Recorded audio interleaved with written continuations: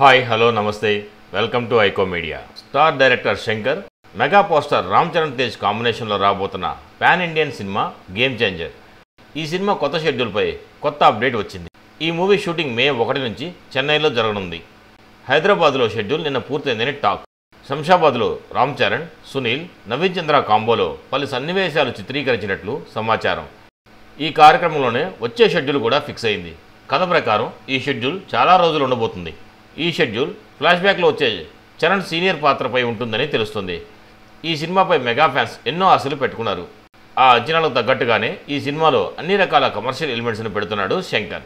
ఈ చిత్రంలో అంజలి, శ్రీకాంత్, ఎస్జే సూర్య, నవీన్ చంద్ర వంటి ప్రముఖ నటీనటులు కీలక పాత్రలు పోషిస్తున్నారు.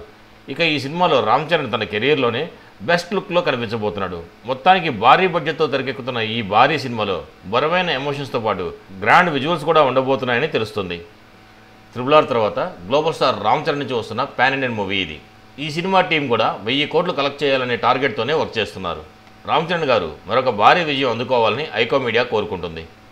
మరిన్ని టాలీవుడ్ అప్డేట్స్ కోసం మా ఛానల్ సబ్స్క్రైబ్ చేసుకోండి. మా వీడియో నచ్చినట్లయితే లైక్ చేయండి, షేర్ చేయండి. మీ అభిప్రాయాలు కూడా మా కామెంట్ రూపంలో తెలియజేయండి. మరో వీడియోలో మళ్ళీ కలుస్తాను.